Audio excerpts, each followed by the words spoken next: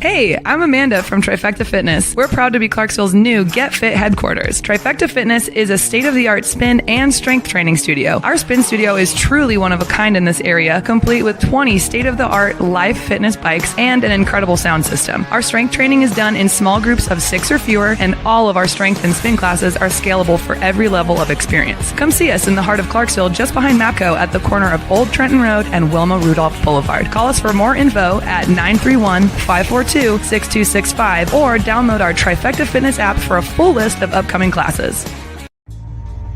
For every veteran, there is a story about a calling to serve, to fight for the freedoms of the American people. And every story has a struggle, a sacrifice, and invisible wounds. Warrior Watts programs help veterans recover from PTSD and invisible wounds through exercise, nutrition, and connecting with other veteran leaders. It is estimated that 22 veterans die each day by suicide, and another 30 veterans die each day by substance abuse. These are preventable deaths. Warrior Watt is committed to fighting PTSD through fitness, nutrition, and community.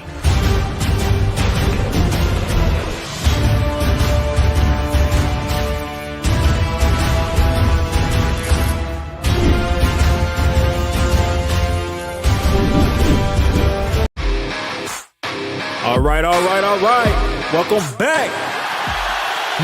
MisFitNation, the MisFitNation show. We are a show founded by a veteran and hosted by 2 veterans and a military spouse. Our mission is to get people to tell their stories to the world. If you're an author, share your tips with the MisFitNation. If you're a musician or an actor, our audience needs to know how they too can get into the business. Coaches, we love our coaches. Come on and share your tips with the MisFitNation to help them become better versions of themselves. If you are a corporate leader or an entrepreneur, come on and show how you did it and how hard you have fought for success. If you are a veteran, first responder, or Gold Star family, we would love to have you come on and share your story with the MisFitNation. We always have time for you. If you're feeling down, alone, or starting to see the darkness, Stop. Think about those who are around you. You are not alone. You will be missed. If you feel like your problems will be a burden to those in your inner circle or feel embarrassed, dial 988. If you are a veteran, take option 1. We need you to keep pushing forward. Don't make a permanent solution to a temporary problem. If you are a new listener, welcome to the MisFitNation show. Be sure to subscribe to our show on your favorite podcast app. Also on our YouTube channel at @the_MisFitNation. Subscribe and click the bell to keep you up to date on our latest episodes and all of our news. You can also find us on Heroes Media Group and About Face Radio. Now, let's get to the show!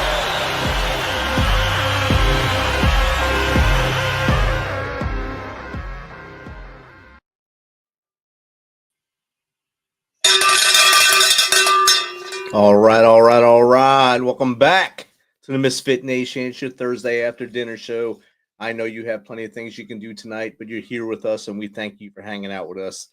Don't forget to like and subscribe. Share this with all your friends because we have a great guest tonight, and we also have good news. There's no reports of any lost first responders in the last 2 days, so we won't have to update that tonight. So thanks. Keep up the hard work and keep on spreading happiness and build your community strong and build that strength within each other. So tonight we have an awesome 24-year military veteran from the United States Air Force, Air National Guard, and Civil Service. She has leadership that reflects all that service, her innovation and reinvention from misalignment and failure to pivot.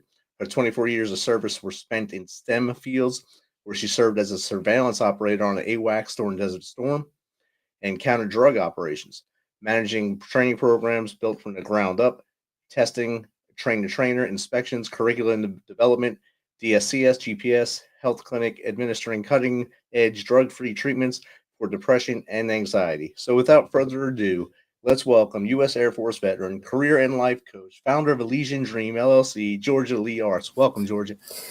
Thank you so much, Rich, for having me on your show tonight. It's awesome to have you here, and it's always awesome when I'm able to end the week with a veteran on the show, and one that we actually met via LinkedIn, which is a great place to meet. So thank you for taking some of your time to hang out with us on a Thursday night. So, Georgia, I just gave basically a 2-sentence botched up bio of you there. If you don't mind, tell the MisFit Nation a little bit more about you, from as far back as you want to go to how we got here. So where to begin, right? So I joined the military. So this is really dating myself, but 1991. So I couldn't get picked up with commercial airlines to fly. And I was really bored in what I did. My parents came home with 5 brochures and said, pick something. And so like I hated what I did. I went to a 2-year school, and then I didn't get picked up with Delta Airlines. So I began to look to the service, and I got picked up to fly with the military. And so they said, well, your scores qualify for AWACS. So that's how I got into AWACS. And so I'm a Desert Storm. I'm a Gulf War veteran. And then from there, I spent 4 years in that. And then I retrained out into training management. And so I spent several years doing that. And then when that position fell through, when I went into the Guard, that is how I got into space operations. Wow.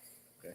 And going back on shift work, like I realized I was misaligned. And that was number one. A lot of people know they're misaligned, but we think we have more time. I don't think that's true. I think you're just on borrowed time. So there were so many red flags. Like there weren't, there were enough open doors. There were enough ways I could have pivoted. I didn't, though. I really didn't know how. And sometimes we get stuck for multiple reasons. One of them can be, we think that GS-11 job is all that there is. Right. It's good pay. So we get those golden handcuffs. And, the first indicator really would have been that I should have pivoted would be they pulled all the benefits from my job. So I couldn't finish my degrees in social work and psychology. And that's how I ended up back on shift work. And I ended up an English major. So that's how that all happened. But I went through deep burnout. I ended up back on shift work. And I realized you have to respect your body. 180-hour pay periods, 2 weeks, extra 60 hours. And working mid-shift, so 12.5-hour shift work, mid-shifts. We even stayed on a mid-shift rotation for 3 months, and it was hard. But I began noticing weird symptoms that I could trace back to, like, say, 2006 or 7, and I didn't know what they were, but that was the beginning of strange things. By the time I was medically retired, 2015, massive burnout, toxic work center, and chronic fatigue syndrome shows up. I don't know what it is. I am a Gulf War veteran. So I ended up medically retired, and I thought I would pivot out of the service and get served and be back on my feet. And it never happened, Rich. Wow. It never happened. And I realized in retrospect, in all this research I did, like, because you feel like you're a failure, we're dealing with systems that can't help some of us. Some people get great services, and that's wonderful, but there's people like me who slip through the cracks. So in 2015, trying to get services, I was a priority 1 patient. They didn't understand toxic work environments and how to help me forward. They didn't understand burnout. When I tried to tell them all the strange symptoms I was having with chronic fatigue syndrome, it was like, oh God, noise sensitivity. I couldn't walk in Walmart. I'd have to leave. I couldn't deal with the noise. And the blue lights were too much. Ringing in my ears, muscle problems, weakness, exercise fatigue, like I couldn't work out. You'd be fine and then not fine. Your skin would be burning. Sometimes I'd just fall, I'd collapse and pass out. And all these weird things. And you're not making it up, but it's a problem because it's invisible. So instead of believing me, obviously chronic fatigue syndrome was one of the reasons I was med boarded. The VA didn't know what to do with it. So they began yelling at me, raising their voices, threatening, we're going to diagnose you with hypochondriasis and generalized anxiety disorder, which is a pre-existing condition. And I didn't have that. was a professional woman who just couldn't function anymore. And then they kicked me out. They can actually do that. So I got the good old boot in like 2016. And so I would try to work and then I would fail because I just couldn't maintain employment long enough. I never felt well.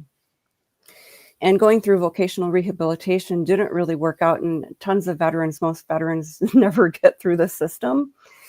And I've done a lot of research on this, and it's a systemic issue. It's not even personal, but they will tell you that your goal is minimum wage. In 2015, that was $7.25 an hour. Rich, what can you get for that? A sandwich, maybe. Right. Right. And then they told me to apply for jobs that criminals getting out of prison would apply for. And I'm like, what? Like you're joking, like you're comparing me to a criminal? And like, yeah, so I knew what I needed. Like I just wanted a few classes so maybe I could tutor English from home and maybe at some point teach. And they said, no, your goal is not more certifications. But one of the problems that veterans have, and this is in all the research, is they don't have the right certifications. And so they end up underemployed, unemployed. And I couldn't get a job accommodation. You're supposed to be able to get one through vocational rehabilitation if they don't believe you that you have chronic fatigue syndrome. So then I was out of the system for a long time, just going to doctors here and there. And, I had so much debt that I nearly landed on the street. I mean, there comes a point you can't pay the rent because you owe so much money. Wow. And you realize you can't keep up. It's unsustainable. But some of the issues I've also ran into were in volunteering with different nonprofits where they have a need to pivot and upgrade their nonprofit and keep clients. So I'm a pretty trusting person, and I've had to learn that I'm almost an over-trusting person. And that can be a good thing, but it can also be a bad trait. And trust is really something that should be earned. But in one of the nonprofits, they would order me to hand over, I was trying to develop a business so I could work from home. And so I was volunteering in social media, and it should have led to like some type of work. I was trying to work from home. So I get sandwiched between this board. It's the executive director and a board of directors, and they're at war with each other. And so I was kind of working under her. Then the board of director pulls me in and says, well, we don't have a woman on our board. Well, it created a war, and I got sandwiched in between, and I get fired. I get fired from my volunteer position that would have led to employment. Yes. And then the executive director, she's on the firing line because she failed in her leadership role. She didn't develop a program. So she set herself up to take the program, and the board of directors did it. I'm like, I'm the transitioning veteran. What about me? So, and then I'm like, my woes didn't end there. So then I go to another nonprofit, and I begin noticing all these leadership problems, Rich. And it's different from the military world. And so you can just start a nonprofit and not really have all the leadership skills and know-how and business acumen. So it was not you can start up a political nonprofit, but the way this was started, you can't, I forgot what it was. It was a 501(c), but you can't post political stuff online because you can lose your tax exempt status. Well, they were. And this is during COVID, heightened political tension. So, I go online because I'm doing some social media work. I get massively canceled online in the veteran community. And I'm like, oh my God, I'm not on either side. I'm just saying you can't post this stuff because it's going to harm the nonprofit. So I wasn't well. I was just really sick with chronic fatigue. And I said, this is too much stress. I can't do this anymore. And I worked at a clinic on and off sporadically. It was mostly actually remote from home, very part-time. And then I worked there for maybe 5 or 6 months full time, went into another total energy collapse. And I tried to go back into the VA in 2020, and you should never go back knocking on a door that's been slammed in your face. But I was a little bit desperate. I was deeply in debt, and I didn't know what to do. And it was kind of the same thing. You go back through vocational rehabilitation, and they denied the chronic fatigue, and I got bullied. The woman starts yawning and mimicking me, and I'm feeling like I'm about ready to die. And I just couldn't deal with it anymore. Between that and the online takedown, I said, I can't do this. And so I left. I was living in a different city at that time. And I even had a doctor writing letters, just let her be who she needs to be. She knows who she is. She knows what she wants. Can't you just give it to her? And so I couldn't get business services. I couldn't get business development services, nothing. Wow. So 2021 comes, I leave where I'm at. I can't afford to live in the city. And I move up to where I'm at now. And it's kind of a good thing I left the world of allopathic medicine. I don't think they could have helped me, but I started seeing functional medicine doctors, and they've worked miracles. I'm not 100% of what I used to be, but I cannot complain. Like I feel amazing a lot of the time. And I said, well, what are you going to do at this point?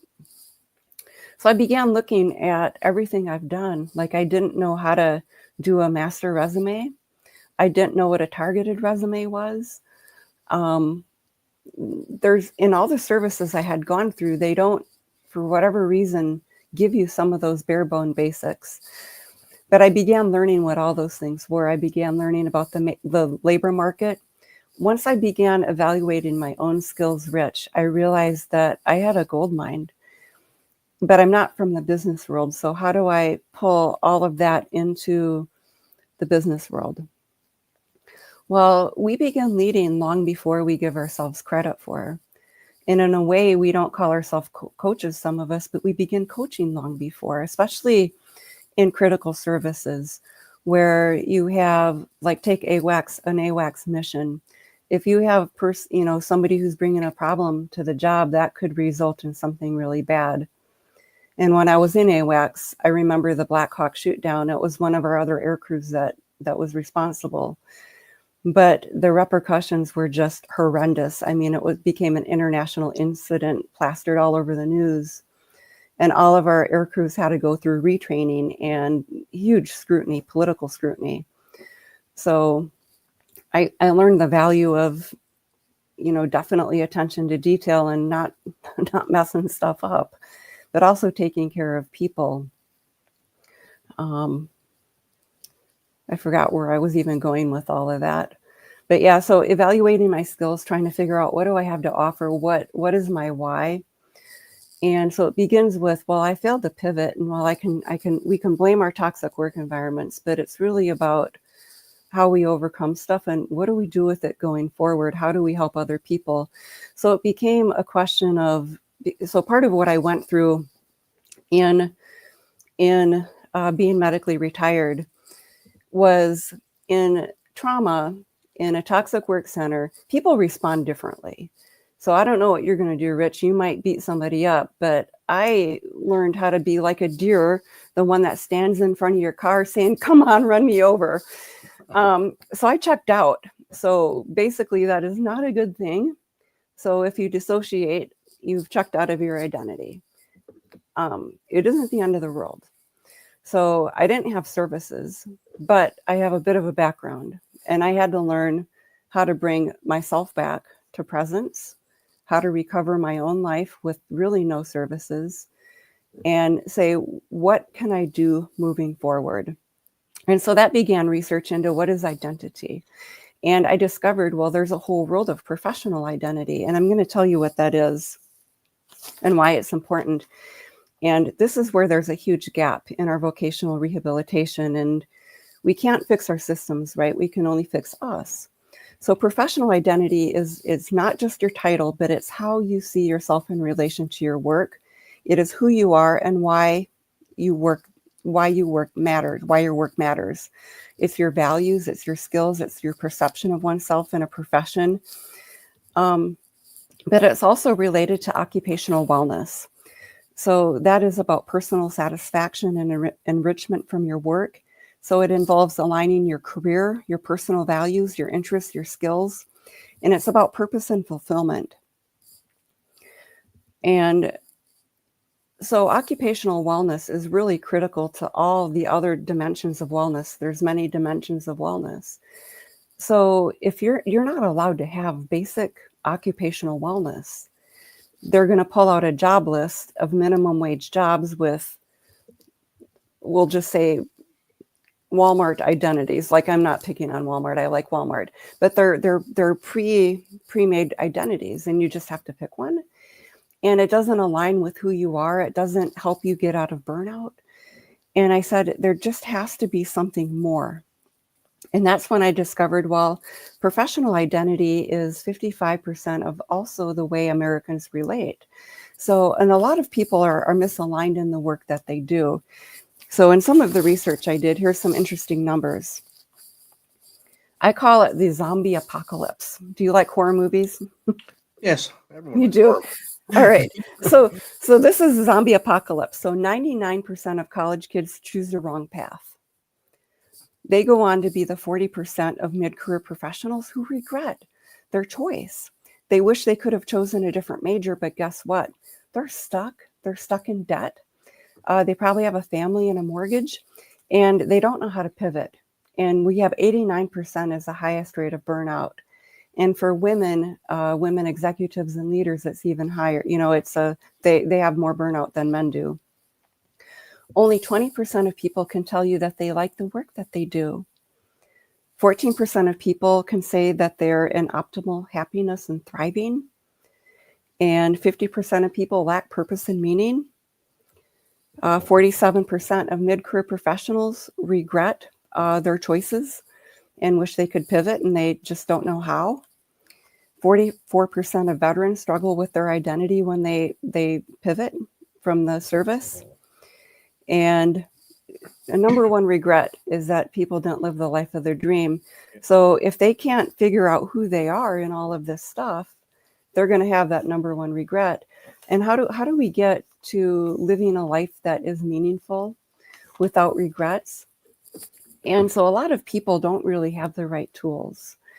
And when I look back at when I was graduating high school, and our parents do the best they can, a lot of kids don't get personality testing, strengths testing. And so that's a part of the clientele that I work with. I feel we have to invest in our young people so they don't go on to become a mid-career professional who doesn't know how to pivot, who doesn't know how to redefine their professional identity. And also in giving people design tools and creative tools, we get stuck sometimes. So how do we get unstuck? And a lot of people really just don't know how to pivot. And listen, I'm gonna cut in so I can talk a little bit. Yeah, Here. Let you come yeah, back.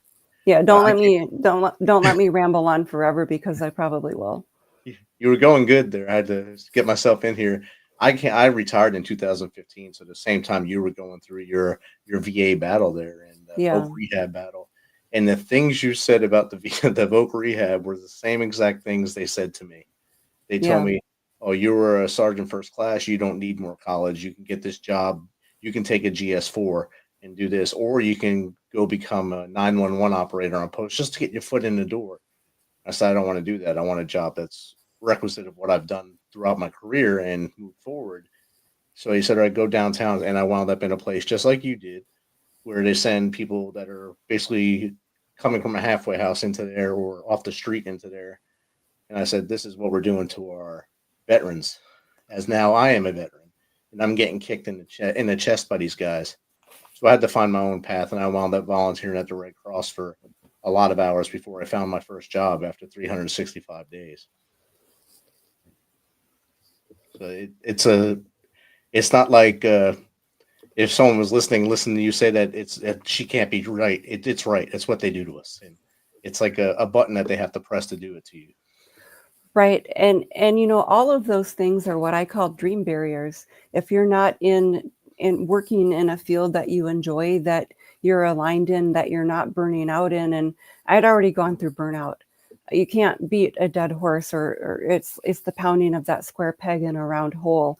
I've already been there. You're going to break me further. Like, I'm just asking for alignment, but I couldn't get it. And I printed out some information, and it's about vocational rehabilitation. And why is it so hard? So Rich, in the 90s, I began developing young military professionals in their careers. And I enjoyed watching people grow and watching them just light up and just grow in their profession and enjoy the person they were becoming. And I think I couldn't become a vocational rehabilitation counselor. Like, I couldn't be asked to do that, to deny people their benefits or college or what they want to get for alignment. It's a little mind-boggling to me. And we can't fix the systems, right? So how do we can spend our life chasing benefits. So I chose to walk away. I've had a lot of help financially, actually, to get to here. I couldn't pay all the medical debt, and it's still rolling in. But I chose a different path. I said, do I want to spend my life chasing medical records and proving stuff? Lawyers and attorneys? What other path is there? Or, I really didn't actually expect to live come 2021. I was so at the bottom of chronic fatigue syndrome. To have come to this point, to feel good every day, I'm not going to spend the rest of my life chasing attorneys and lawyers and benefits. I want to live. I want to enjoy every day. And I want to help other people too. And that's why I do what I do. It's helping service members. It's talking about some of the issues that we're facing. It's also helping, I realize with everything I learned that it isn't just service members that I can help, but it's college-bound students. It is mid-career professionals. It's people along every area of the career spectrum. So my niche, while I have different profiles that I serve, client profiles, my niche is really helping people find alignment. And for some people, it's giving them tools to just discover, who are you? Who are you and why are you stuck? Let's get you unstuck. And a biggest thing that I do with people, and the hardest thing I work on, how do we redefine success?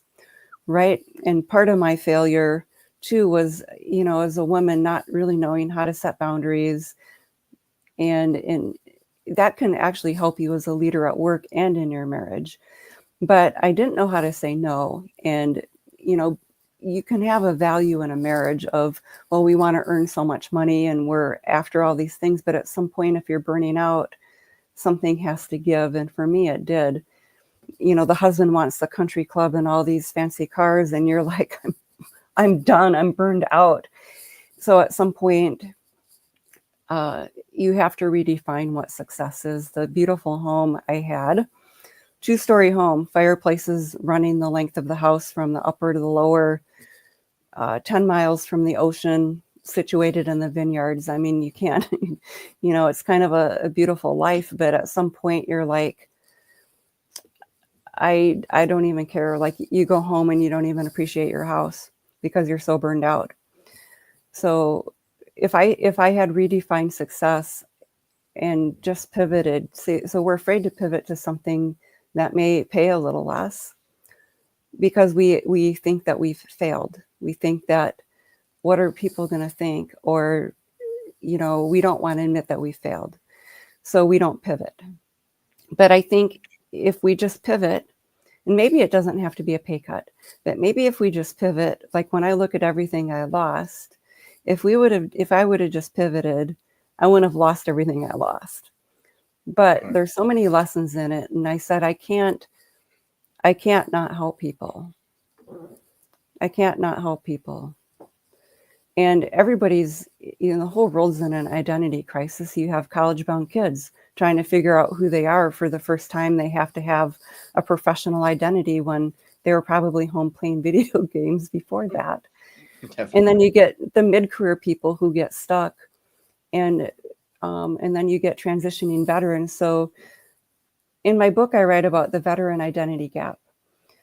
So you go from being an individual to a collective identity where you don't really always get to be an individual, and you form a very unique bond. You have some definitely unique experiences, shared experiences, camaraderie, trust, but you leave that, and you lose the camaraderie, you lose the structure and the routine, and it's a whole different type of social group. The jokes I would make in the military are not things I could make with some of my civilian friends, especially in a professional setting.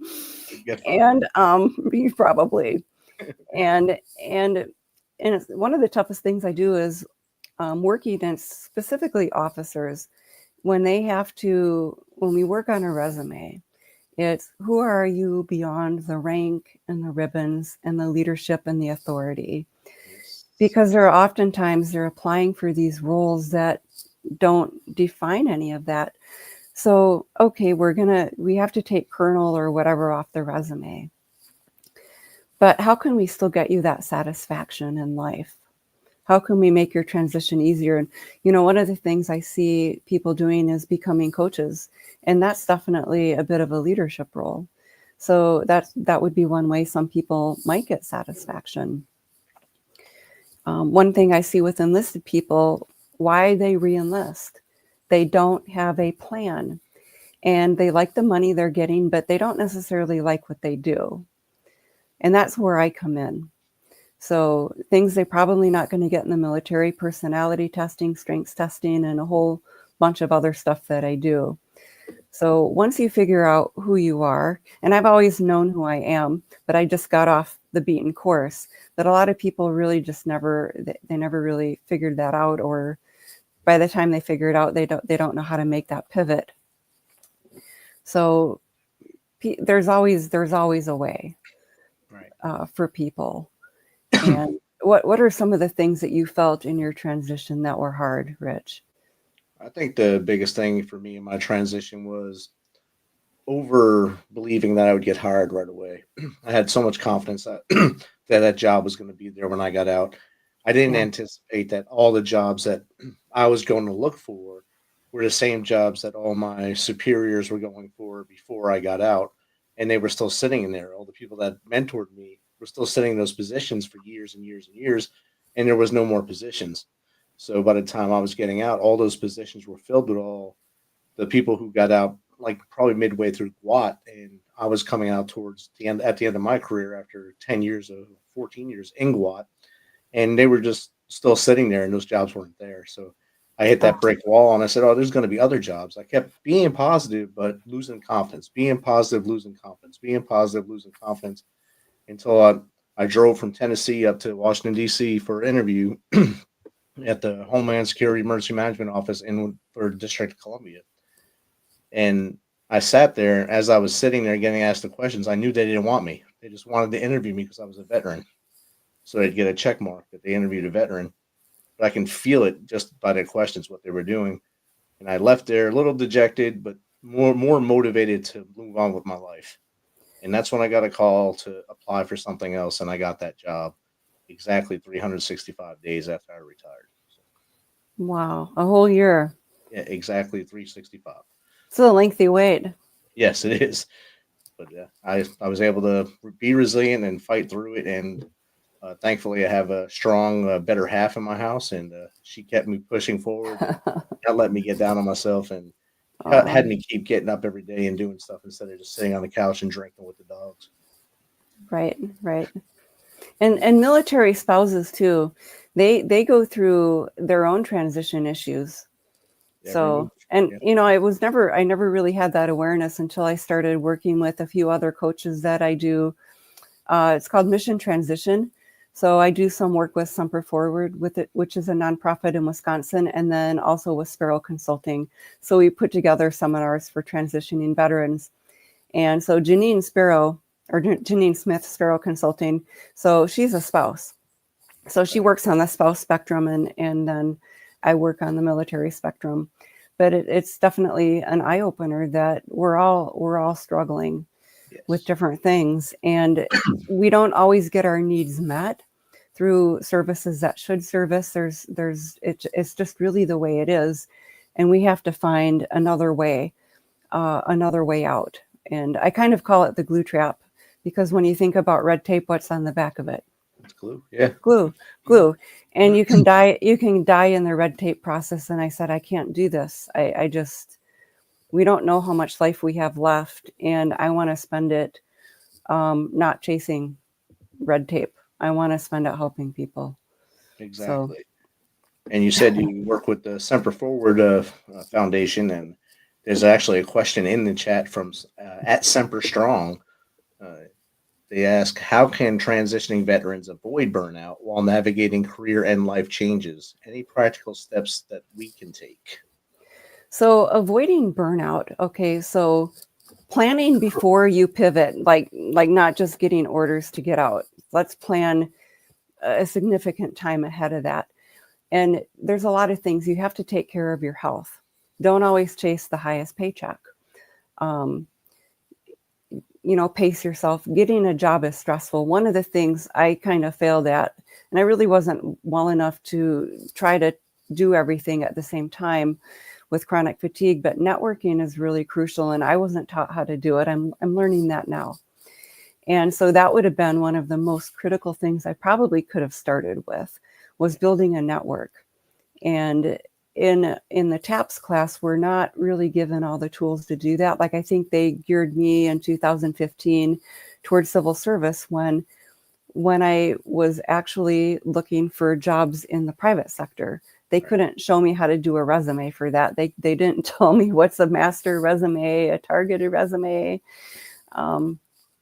But you have to take care of your health in burnout. And another critical thing I want to point on is a lot of people are looking for, they figure out, this is what I need to make. And so this is a job I need to look for. And while that is important, what I want to bring up is, if you're working and you're misaligned and it's maybe just not your passion, or the job is burning you out, you have to figure out what career isn't going to burn you out.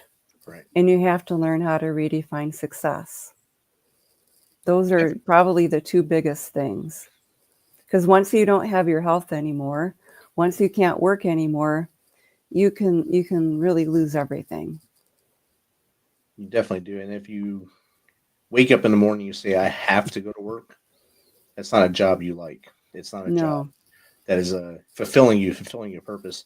It's the jobs that you wake up and say, I get to go to work now, because it's something you want to do. It's something you feel like you're motivated to do. And it's something many military people, when they wake up in the morning, it sucks getting up at 5:30 to do PT in the morning, but they know that they get to do that. You get paid to be fit. You get paid to do that job. Yeah. And you have fun. You act like a kid for the whole time you're in the military.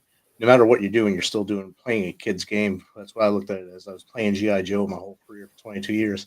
And then you get out and you look at your hands, like, what am I supposed to do with myself? What am I supposed to do with my hands as I grow forward? And that's where that pivot, learning yourself what that pivot has to be. And like you said, TAPS, especially when we went through, is not anything worthwhile. Now it's a lot better. They have a lot more services now. Soldier for Life does, and all the other services have their names for it.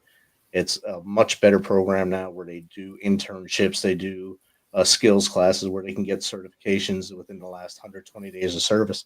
And that helps out a lot as well.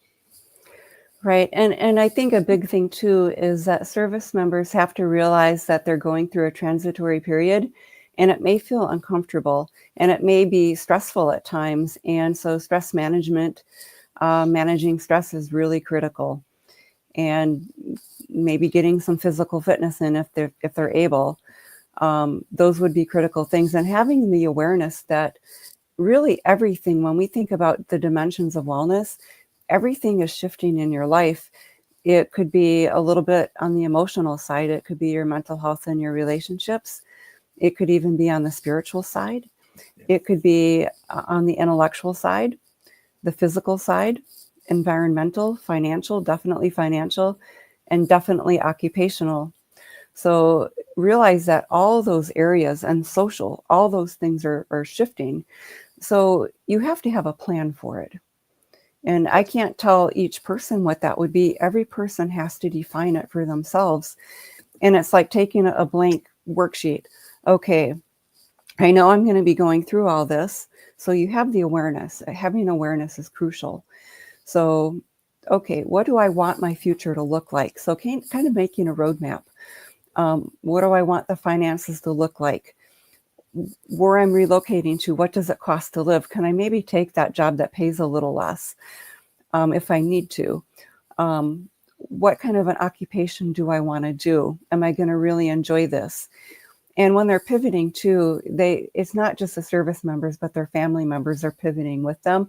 So everybody's going through tensions at the same time. So having the awareness that maybe more battles between spouses could occur. Yes. Because there's so much uncertainty that's coming up. But it's really important to keep in mind, and I said occupational wellness it's getting that personal satisfaction and enrichment from your work. Aligning your career, your personal values, your interests, your skills, feeling fulfilled. But so we've taken it a little bit further, and we say it's defining who you are with the work you do. So basically defining your identity. Who are you? So a lot of people don't have a lot of tools like personality testing or the Enneagram. That's another great test. They don't necessarily know what their strengths are. And so knowing what all those things are, and if you do an MBTI test, it's going to give you a whole bunch of career fields that are compatible with you. And what's really funny, Rich, is specifically with college-bound kids, because they have some other idea, but they know what they're doing doesn't work. So they'll get this list and they'll be like, that just looks boring. That doesn't look interesting. But what I've noticed, and they'll go on, but they have the toolbox.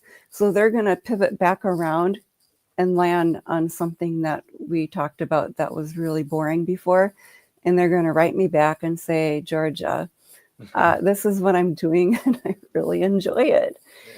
So they not only have that toolbox, but they can figure out with all the design tools, how do I pivot when I get to mid-career so I don't have to burn out and be unhappy? Because not all burnout is driven by the design of a work center. Actually, it brings me to something else. Sometimes people burn themselves out.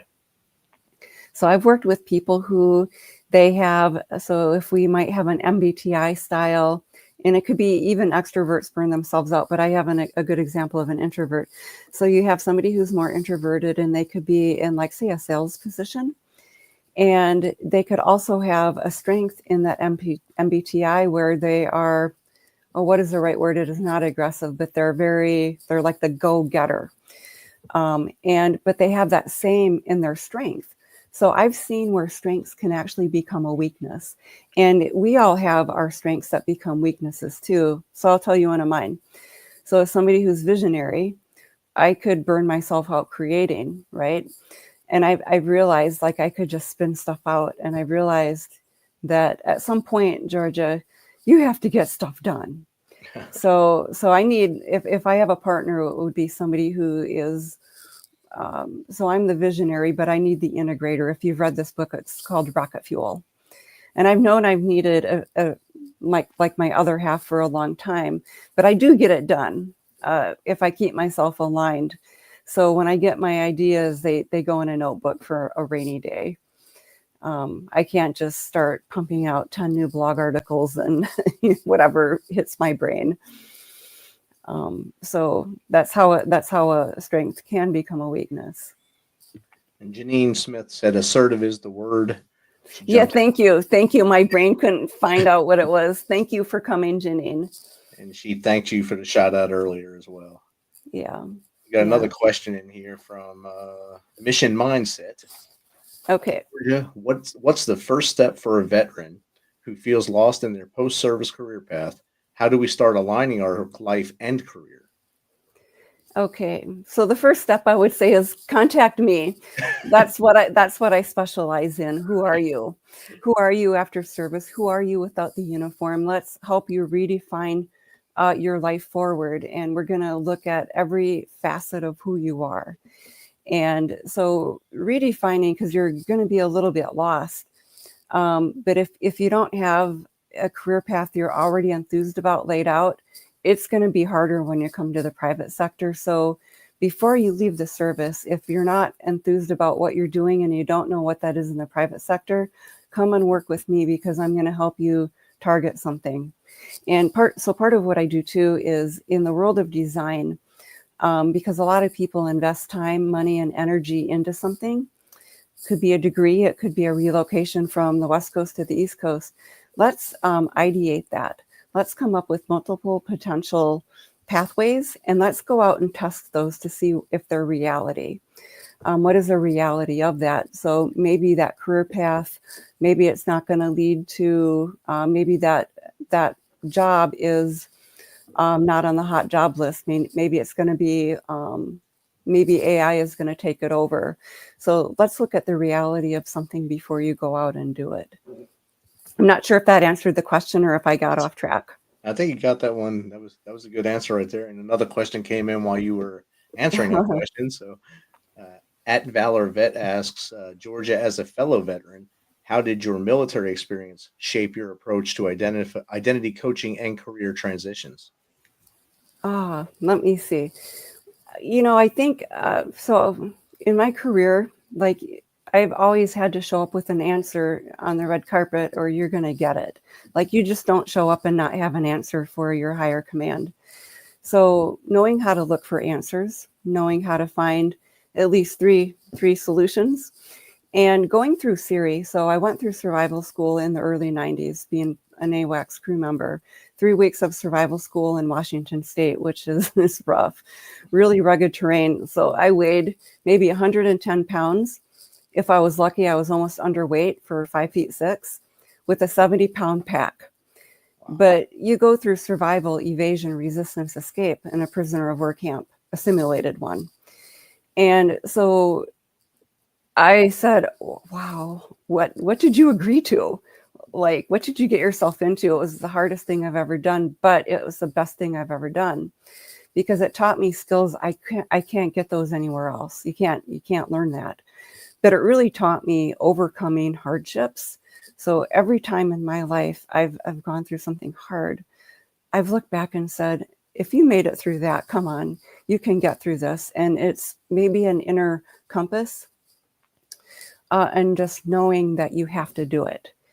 And without the right services in my pivot and ultimately walking away, I said, you can do this. And I know how to find information. I'm pretty good at it. So how do you not only try to get your life and your health back, but how do you help other people forward yeah. And it's just the inner knowing that you have to do it. I don't know if that was really. I think that helps. Yes. Okay. Janine jumped in and said, set up boundaries and make a calendar of what you want to accomplish. Learn to say no and define what you actually want. Yep. Yeah. And I have to say something. So Semper Forward and also Janine. So Sparrow Consulting, they do more resume. I help them with resumes, but they do the brunt of the work with it. So on Semper Forward, they have different resources. I think one of them is Teal HQ. You can upload a resume and it will give you a match to the civilian job. So you upload the civilian position description in it. And so you can keep tweaking your resume until you get a higher match, because if you can't get past the applicant tracking system, you got to get past that first if you want to get an interview. So that's step number one. And Janine does a lot of that work too. Awesome. And I think it seems like we need to have Janine come on the show too to talk about all the things she's doing. So yeah, she's her jump in. She's super awesome. And, she opened my mind to sometimes we only think about ourselves and our groups, but it's also the spouses that can suffer in transition and even kids, especially if they're changing a school. And so you have whole families that are going through a pivotal transitional time. And for us, we made a decision. Well, I told my daughter something when she was probably in 3rd or 4th grade that she will change a lot of schools during elementary school, middle school, but high school, I promised her at that point that she'd go to one high school, so she wouldn't lose those friends for high school. Oh. And all the things I taught her in her whole life, the one thing she remembered when she was about to be a junior and I got orders to leave was that I told her she'd go to one high school. So I was a GO bachelor for my last 2 years in the Army while she was in high school finishing, and I kept my promise to her. That's wonderful. Yeah. So that's one thing. I didn't want her to go through that, because especially high school is a very hard time for anybody. And to change schools midway through after you start your friendships, that'd be rough. Right. Right. So after a couple of those questions, you said the first thing they should do is contact you, Georgia. What's the best way for people to contact you? So ElysianDream.net, or so I had a professional email, but in the world of cyber stuff, when Google sold to Squarespace, my professional email got lost. I never did recover it. So it is georgia.elysiandream@gmail.com. They can text my cell phone. I usually don't put a cell phone out on my internet because people think they don't think I'm local, but so I will give a number though. It is 805-315-6057. So send me a text or a message and how I can help you. So my specialty is helping people figure out who they are and then aligning it with the work that they do.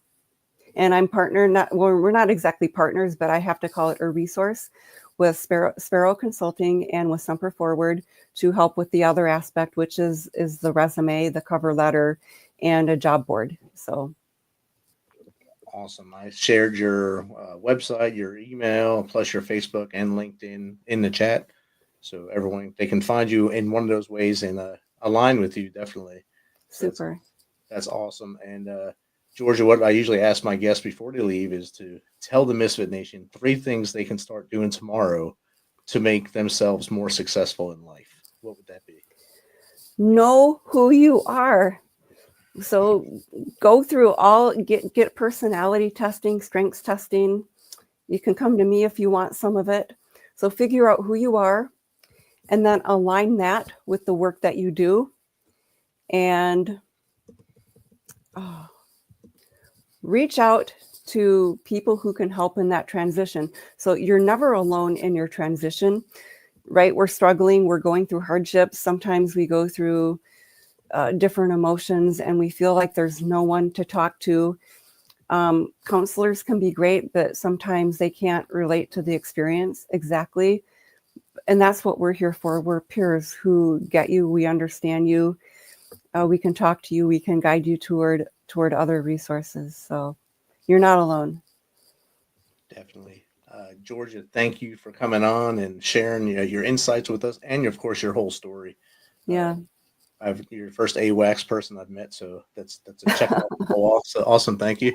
And thank you for hanging out with us tonight. And anytime you want to come back and just chat or jump into our chat or our comments, come back anytime you want.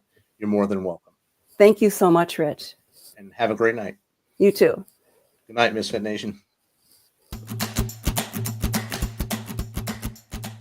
This message is from the U.S. Department of Veterans Affairs. Did you serve in the military? If so, you can obtain a free lifetime pass to more than 2,000 federal recreation sites.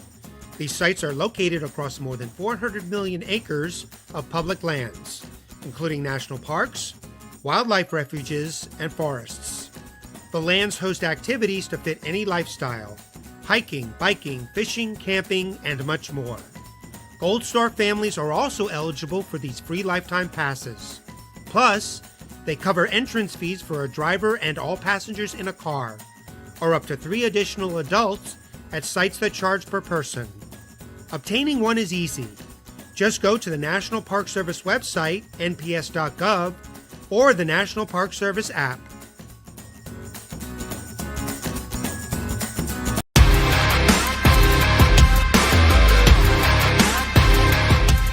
Thanks for checking us out and being a part of the Misfit Nation show.